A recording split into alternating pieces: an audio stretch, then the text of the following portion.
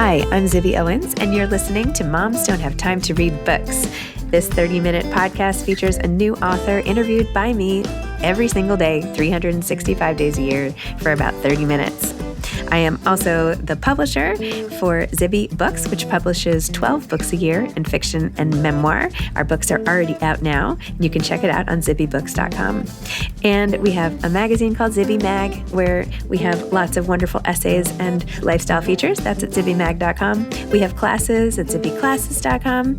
And I recently opened a bookstore in LA called Zibby's Bookshop at 1113 Montana Avenue at 11th Street in Santa Monica.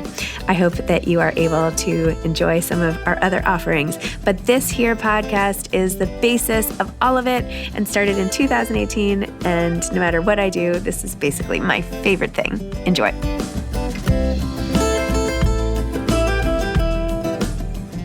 Kristin Harmel is the author of The Paris Daughter, a novel. This is guest hosted by Julie Chavez, host of the podcast Ask a Librarian and author of the upcoming Zibby Books memoir, Everyone But Myself. Kristin Harmel is the New York Times bestselling, USA Today bestselling, and #1 international bestselling author of The Forest of the Vanishing Stars, The Book of Lost Names, The Winemaker's Wife, and a dozen other novels that have been translated into more than 30 languages and are sold all over the world. Kristin has been writing professionally since the age of 16, when she began her career as a sports writer covering Major League Baseball and NHL hockey for a local magazine in Tampa Bay, Florida in the late 90s. In addition to a long magazine writing career, primarily writing and reporting for People magazine, as well as articles published in numerous other magazines, including American Baby, Men's Health, Women's Day, and more, Kristin was a frequent contributor to the national television morning show The Daily Buzz. She sold her first novel in 2004, and it came out in February of 2006. Kristin was born just outside Boston, Massachusetts, and spent her childhood there, as well as in Worthington, Ohio, and St. Petersburg, Florida. After graduating with a degree in journalism with a minor in Spanish from the University of Florida, she spent time living in Paris and LA and now lives in Orlando with her husband and young son. She is also the co-founder and co-host of the popular weekly web show and podcast, Friends and Fiction. Kristin, thank you so much for coming today. I am so happy that I get to be the one to interview you for Moms Don't Have Time to Read Books. Well, I'm so happy too, because I know you also write about motherhood. So this will be such a perfect conversation. I'm looking forward to it. Yes, I'm sure it will be stilted and horrible and we'll have nothing to talk about. I look forward to that. Awkward pauses abound from here on out. A ton. I absolutely expect that. Yes, clearly. Well, we're here today specifically to talk about The Paris Daughter, which is out on June 6th. And this is such a beautifully written book. So one of the blurbs for it, Lisa Barr, said it was exquisite and gut-wrenching. And gut-wrenching was the absolute word that kept coming to me, or phrase. I just kept thinking, oh my gosh, this is... And you captured it so well. Part of my excitement for talking to you, too, is that when I picked this up, I realized I read years ago, I think right after its release, but I read The Room on Rue Amélie years ago. Awesome. Oh, how great. It was so fun for me to come back to your writing because you're just so talented with historical fiction. I really enjoy your books. Will you give us since you have a little more practice at it, tell us what The Paris Daughter is about.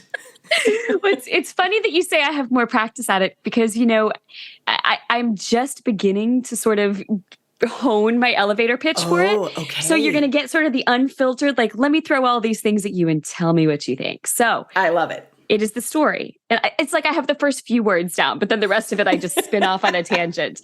So it's the story of two mothers, two daughters, an Allied bomb that falls where it shouldn't in the suburbs of Paris, two families torn apart forever, a disappearance, and a mystery that lingers for 17 years until a chance meeting across the ocean in New York in 1960 sends the two women hurtling back into each other's paths, reawakening old wounds, or maybe reopening old wounds. See, I'm honing as I go. Yes. And sending them hurtling toward a conclusion that'll change everything for both of them forever. Did that capture it since you've read the book? Did I do it in my elevator pitch? Yes, you did. Excellent. Yes.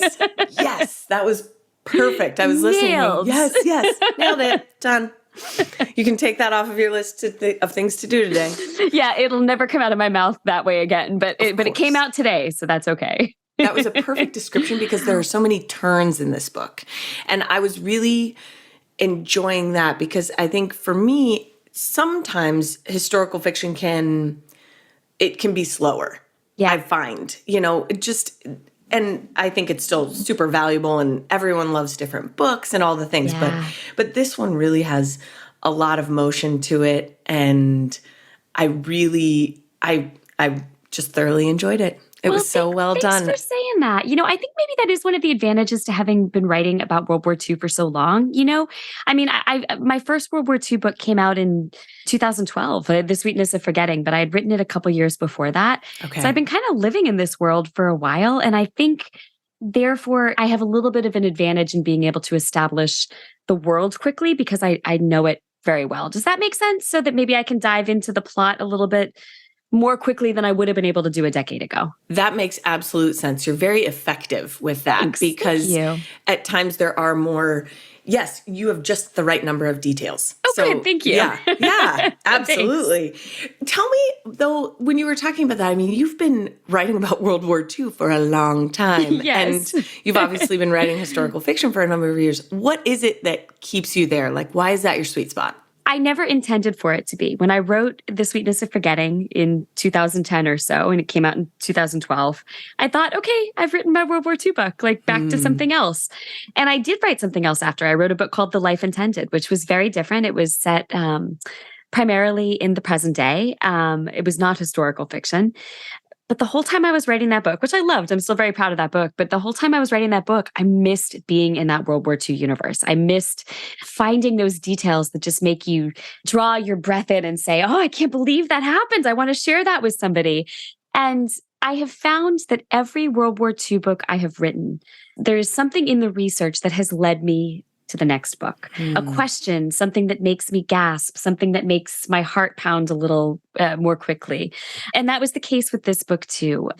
I do feel that sometimes readers hear, oh, it's a World War II book, and they think, oh, I've read 1,000 World War II books. I'm not going to pick this one up. And I get that. There are a lot of World War II books out there. But I do think that there are still a lot of World War II stories that are untold. And I think that time period still has a lot of lessons for us, not just in the way that the past really feels like it's resonating in the politics of today in some ways, but also because of the idea that during World War II, the war was largely won by ordinary citizens standing up to do incredible things. And that's not the case with every war. Ordinary people, just like you and me, really played a big role in this war.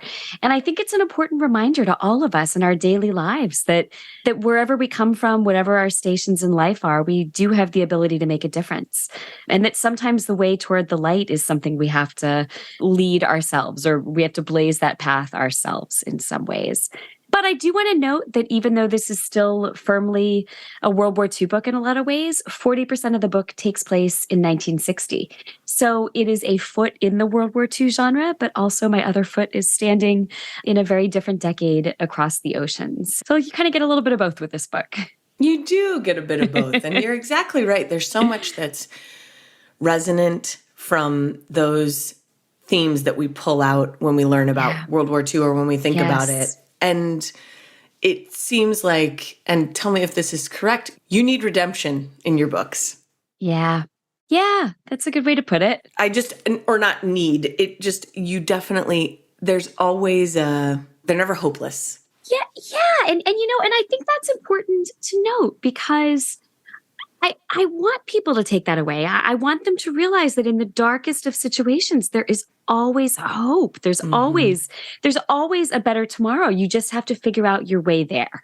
Yes. And I think that applies to us in the modern day too. I think the stories that take place during World War II are a very powerful reminder of that lesson, which continues to resonate in our lives. Yeah.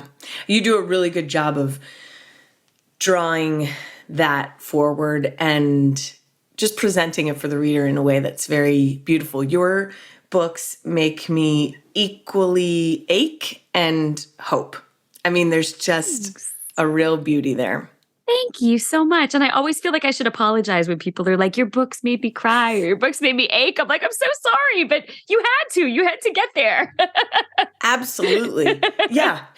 Well, and it's the idea, right? All of the science around how reading fiction makes us more empathetic and So true. gives us more access to imagination, which is something we need so deeply. Yes. And so this idea that if you did go to that place, it means you were there, you were immersed in it. And so it really is the highest compliment that I can give is your words, the vibe, all of it. If it stays with me, then it's been a worthy amount of time spent. And your books are definitely like that. Well, thank you so much. That is a wonderful compliment, and I appreciate it. Of course. I wanted to ask you a little bit about just what's the shape of your life? Because you are churning out books. You are part of Friends in Fiction, which seems like just the most fun group of friends. It is. It's just adorable. And I want in.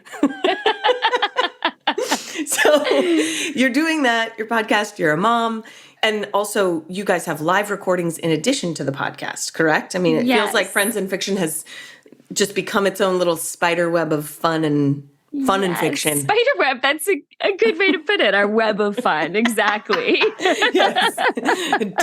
A non-dangerous web, just a fun web. Exactly. Yes. So tell me about just what's a day like for you? How do you do it? I wish I could tell you that I had some big secret for excellent time management, but the fact is I get up probably too early because the second I'm conscious in the morning, I'm thinking, oh my gosh, I have a to-do list a mile long today. So I'm usually up by about 5:30 or 6, trying to get a little bit of work done before my 7-year-old and my husband wake up. We get him out the door to school, although today that we are recording this is the last day of school. So the summer looms before us, and I'm already having anxiety about how the days are going to work out then. 100%. Summer is like you just throw all the balls up in the air and just like, I don't know where they're going to land. I know. Exactly. Fingers crossed. Yes. But in general, I tend to write in the mornings. I tend to try to get my email inbox cleaned out. Although, as I'm sure you know, it tends to just fill right back up again. So there's never any relief. Yeah, of course. And then we do a lot of Friends in Fiction business related stuff, I would say, more like in the afternoons or in the evenings. As you noted, we have a live show that's on Facebook and YouTube on Wednesday nights. And for anyone who doesn't know Friends in Fiction, it's me, Mary Kay Andrews, Patty Callahan Henry, and Christy Woodson Harvey. All 4 of us are New York Times bestselling authors. And every week on our live Facebook and YouTube show, on Wednesdays at 7 Eastern, we invite other authors on and we talk about their books. And then we also have a podcast. A new episode drops every Friday that is co-hosted by librarian Ron Block. And we also have different authors on that show every week. So it is a lot, but we love it. I mean, we just like you are, Julia, I'm sure. We are equally readers. We're writers, but we're readers just as much as we're writers. And it's great for us to be able to kind of dive deep into other people's books too. 100%. And I love that Mary Kay Andrews is on that list because I went through a heavy Mary Kay Andrews phase where I think I just tore through her books day and night. That is like in awesome. College. Yes. Oh, I'm going to tell her you said that. That's great. Oh, yes. I mean, and that's what one of my kids, I was listening to one of your podcasts and she was talking and they said, who is that? And I said, a woman who's written a gazillion books. She has. It's totally true. It is. So I love the way that you guys interact and just the friendship you bring to it. There's a real kindness and goodness to your presence in the literary world. And so I'm just so glad that you guys do that. It's really a joy. Thank you for saying that. That really means a lot to me because, it's very important to all of us to be good literary citizens. I mean, that's why we started the show. We started it at the beginning of the pandemic as a way to connect with readers and then as a way to help independent bookstores and ultimately as a way to lift up other authors too. So that's really at the very core of what we do. And, this is a tough industry. I mean, things change. Some books do better than others. Sometimes big opportunities come your way. Sometimes they don't. And it's nice to be in a boat with 3 people where even if the sea's kind of tossing you around, Yes. you have these people who are going to help you into a life vest and hold you afloat.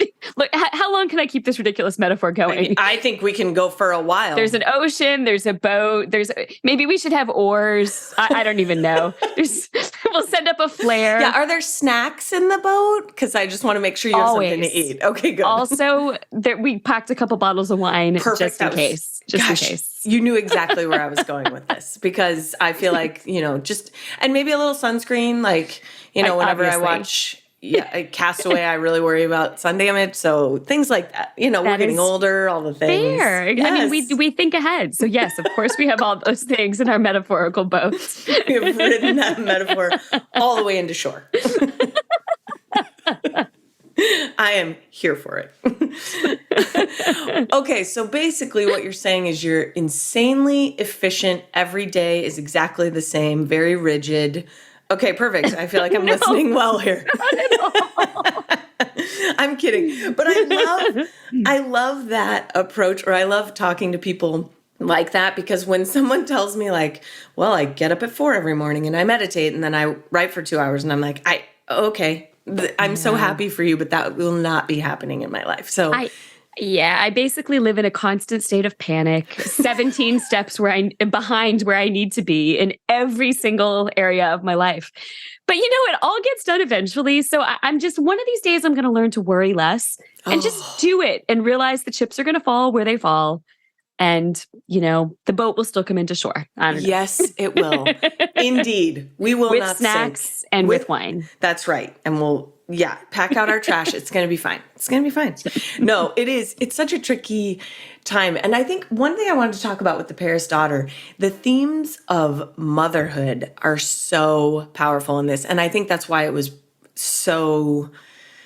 it's just so heart-centered. I think anyone who's had the experience of not only being a mother, but mothering someone, you could be an aunt, you can be a person who just cares for someone and grows them up in the world, right? Yeah. So to mother someone, and then there are parts of this book where it's very layered. I don't want to say too much, but the characters are flawed. Just like real human people. And it's easy to alternate between, I think something I love about it is that you judge them at certain points and you release them at certain points. Yeah. So there's a lot of forgiveness but those themes, I think because the act of mothering is so central and intimate that you can't help but put yourself in the position of some of these characters, and you write it so well, so it's easy to do that. So I wanted to ask you about that, because I felt like when I was reading it, I thought, Kristin is a mother, and how did you go there? I was wondering about that, because I'm reading it, just wiping tears away, thinking, how did she do this? Because to go into that place, and there are multiple points in the book where mothers are having to make wrenching decisions, which is such a part of what we understand about World War II. So how did you manage that? Well, first of all, thank you for all the kind words about it. And I will say, I think as writers, our best work comes from facing our deepest fears head on and our deepest worries about our own shortcomings, right? And so I, in some ways, think that putting these women in situations where they had to make essentially impossible decisions might have come a little bit from my own feelings about having to make decisions for my child during the pandemic. I mean, it's apples and oranges. You cannot compare making decisions during World War II to save your child's life with making decisions during the early days of the pandemic. But when you think back to 2020, when COVID was still very scary, when it felt like people were dying from it, the cases were much more aggressive and much deadlier. Yes. As mothers, we had to make these decisions that were impossible. Do I send my child to school? Do I keep my child home? There were pros and cons to both. And there was no real good decision. And any decision you made, you realized your child was going to lose things, right? Like your child was going to miss out. And that weighed really heavily on me at the time. So again, acknowledging that certainly that is not at all the same thing as what women faced during wartime when trying to save their children's lives. I felt like I understood a little bit of that feeling of being in an impossible predicament and feeling like all you had to go with was your gut as a mother.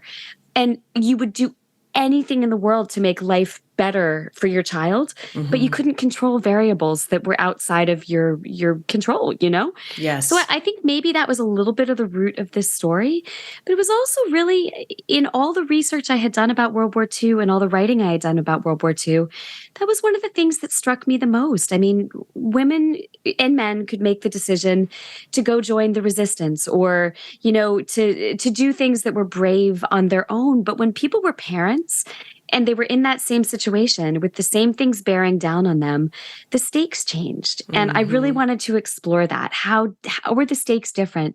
And what would you do if you were a mother in the midst of wartime? And it was very difficult to write because some horrible things happened, and without any spoilers. But I mean, of course they did. We're in the midst of a war. Not everybody survives. Yeah. And unfortunately, that's true in areas of conflict even today. When civilian areas are bombed, it's not just the soldiers who were killed, right? I mean, It's very innocent people who were just happened to be in the wrong place at the wrong time, which is heartbreaking and is as heartbreaking now as it was then. And it was hard to put myself in that position. I have a little boy who's 7 now, and I had to let myself go to some very dark places in thinking about what would I do if I had to send him away because it was his best chance of survival? And what would I do if I lost him? So those are awful, awful things to think about. But let me actually ask you, and I hope you don't mind if I turn it back around on you. Your memoir is about, partially at least, about motherhood also. Is that something you explored also? Did you explore having to make difficult decisions? You know, I didn't because, well, it's sort of the reverse for me. Okay. So a lot of what precipitated this really crisis for me. So for people that don't know, it's my story of depression and anxiety and a season of intensity with that after I had really become depleted. I'd gone back to work, all these things. But so much of what I feared and my anxiety really pivoted on my death. I had a really scary experience with an allergy shot that was leading to anaphylaxis, and they were able to stop it. But it just was one of those moments where it put a crack in everything for me. And so the idea of dying and abandoning my children became just too much to even contemplate. And then, you know, it was just the anxiety is so strange and vicious. And I had never experienced it like that before, where it was like it was looking for somewhere to land and suddenly it had its place. And that was all I could think about. So everything was supersized. So and it was actually, I was telling my husband that was 5 years ago on Mother's Day, really when things bottomed out for me. Oh, wow. And so the idea though that I would not be there for them. So I think that's probably why also reading this is like that's the most difficult thing to contemplate. And also I think the hardest part for me of being a parent is you don't have control. I mean, it's an illusion. It's always an illusion. So true. And and I labor under that illusion. And so reminding myself of that. So it's a perennial thing. No one wants to have to leave early, you know? Absolutely. Well, I feel like I'm going to learn a lot from your memoir. I can't wait to read it. It's called Everyone But Myself, right? And it comes out in January. Yes. Yeah, I can't wait. It sounds right up my alley. And I think just that exploration and, you know, and I feel like The Paris Daughter does that too, just explores a little bit, and probably not as much as certainly not as much as your memoir does, but explores that idea that you don't have control and you can do the absolute best you can. And there's no guarantee it's going to work out the way that you want it to. No. And that's a really unsettling feeling when you're responsible for these people you love more than anything in the world, right? Yes. Yeah. And how do we hold that tension, right? I think that's a constant question for me. How do I hold the tension that these are things that happen? People die in wars. They die in all sorts of ways. Like we live in these fragile bodies in these fragile worlds. Yes. And so how do I hold that with this feeling like a bulletproof love? You know what I mean? It just feels like, how do we put all these together? It's just something that always fascinates me and also feels heavy at times. But then the flip side of that is, how hopeful is that? right? Like in the spite of all of this, in spite of all of that, that we can have that sort of recklessness in the way we love each other. That's a really beautiful good thing to remember. So I love books like this for that reason. Well, thank you. Yeah. And you know, I also think another thing that this book, that my book is sort of a reminder of, is that we all have a well of strength within us that runs deeper than we know. And I think that's an important thing to remember as a mother too, that you can face the difficult things because you will bring to the table whatever strength you need to deal with whatever situation you're facing. Even if you didn't think you had that strength, you have it. We all have it. And we'll find it when we need it. So yeah, I look forward to reading about that in your book too. And I commend you on being able to write a memoir. That is, writing about myself is difficult for me. I think I wind up writing about myself, but I do it through these fictional characters I create. I think it takes a lot of strength and clarity to be able to put yourself so directly on the page that way. And I really admire people who can do that. Well, I appreciate that because I worry that it's just sort of like a quiet narcissism that is overtaking me. It's very brave. No.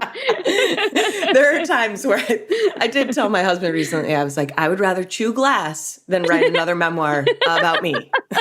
This is horrible. We're done. I understand. Yes. Okay, enough about you, Julie. And I'm speaking to myself here. So I did want to ask you, when you were talking about the reserves of strength and wells, before we go, I want to make sure we touch on just your recent life. You were diagnosed with breast cancer. I was. And I would just love to hear about, now, where were you? This book was already done when you were diagnosed, right? Yeah. Okay. Yeah, it was, but I was still in the final rounds of edits. I think we were probably to the, at first past pages or something. Like it was past the point.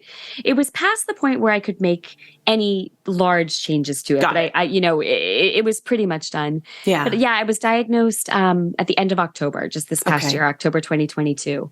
It was completely a surprise. I just turned 44, so I was 43 at the time. I didn't have any relevant family history. I didn't have any risk factors that I knew about. I didn't feel a lump. I just went in for my mammogram and they said, we see something suspicious. We'd like to get a biopsy. And I thought, it's probably just a cyst. I've had cysts before. I'm sure it's nothing. And indeed, it was not nothing. And that thing that was not nothing turned out to be more aggressive than we thought too. So I after they took it out on November 3rd, I had a lumpectomy to remove it. The hope was that I would just need to have radiation. I think that's pretty common with stage 1 breast cancer, that you just need radiation. You need a lumpectomy or a mastectomy plus radiation. Okay. But because once they analyzed the tumor itself, it turned out to be more aggressive. I also needed to have 3 months of chemotherapy. So I had 3 months of chemotherapy and 4 weeks of daily radiation that just wrapped up about a month ago. So it's been quite a journey. But as you tied it into that idea of finding strength we didn't know we had, that was completely my experience. When I got that diagnosis, I was completely floored. First thought, of course, was about my child, my son Noah, who was 6 at the time. I thought, what if, even though I knew intellectually it was an early stage and I was not going to die from it right now. Right. But your head goes to all those places. And you think, even if we treat it now, what if it comes back? And what if I don't get to see him graduate high school or see him get married or, see all those things that you just kind of take for granted you're going to be there for. So that was terrifying. And it was terrifying to face this and to go through all of these things like chemo and radiation and to not know what was going to happen to my body or my schedule or my life or my brain or my ability to mother or my ability to write books. Like, it was very scary. But I also realized I had been writing myself into a place to deal with this for the last decade. I had been writing books about characters who find themselves in situations they didn't ask for, that they didn't expect, that they couldn't have imagined being able to find their way through. And in all of these books, including The Paris Daughter, these women find a way forward because that's what we do. We do that as women. We do that as mothers. We put one foot in front of another. We find a way to make life okay for our children. We find a way to survive. We find a way, if we can, to turn lemons into lemonade. And that's what I'm trying to do with talking about it as often as I can. I feel like having this surprise diagnosis, because I went in for a mammogram, when I'm a woman who has readers who are in the age group that needs that reminder, has given me a platform to be able to say to you, to be able to say to everyone listening out there, if you're overdue on your mammogram, please talk to your doctor about it. If you're not old enough for a mammogram yet, if you're under 40, talk to your doctor about a clinical breast exam. But just stay vigilant about it. If it could happen to me for absolutely no reason at the age of 43 and I didn't feel it, it can happen to you. So just, and if it does happen to you, it's okay, because we're in the year 2023 and modern medicine exists and there are a million ways to deal with it. Yes. And you will get to the other side too. So don't be scared. Okay. Like the sooner you catch something, the sooner you can deal with it. So that's my little PSA for the day, my public service announcements. I love it and couldn't agree more, because that's the true self-care that we need to be doing, right? Which is just being as vigilant for ourselves as we would be for someone we loved. Well, it's true. And I know you and I were talking a little bit before we went on and started recording about how as mothers, we tend to put everyone else, or even just as women, even people who are not mothers, I think we tend to put everyone else first and take care of everyone else and put ourselves last in that list. But you got to think about what they tell you to do on an airplane, right? To put your own mask on first and then help those around you. And that's important. I mean, if you're not here or if you're not healthy, you can't be there to help everyone else around you. So yeah, you gotta look out for yourself, and making sure that you're doing early screening as recommended by your doctor is an important component of that. I couldn't agree more. Well, that was an excellent PSA. I think everyone in the boat is very happy right now. I think we've done very well. Let's just uncork that wine now. The wine and the snacks, I'm ready. It's so true. Well, Kristin, thank you for this time. This was a joy. I loved our conversation. I think people are going to love The Paris Daughter, and congratulations. Thank you so much, and congratulations on your upcoming memoir, too. I'm really excited about it. Thanks so much. Thanks for listening to this episode of Moms Don't Have Time to Read Books. Don't forget to follow me on Instagram at Zibby Owens and at Moms Don't Have Time to Read Books. Also sign up for my newsletter at zibbyowens.com and sign up for my virtual book club and meet lots of authors on Zoom every other week. Thanks so much to Steve and Ryan at Texture Sound for the sound editing. And thank you to Morning Moon Productions for providing this fantastic intro and outro music.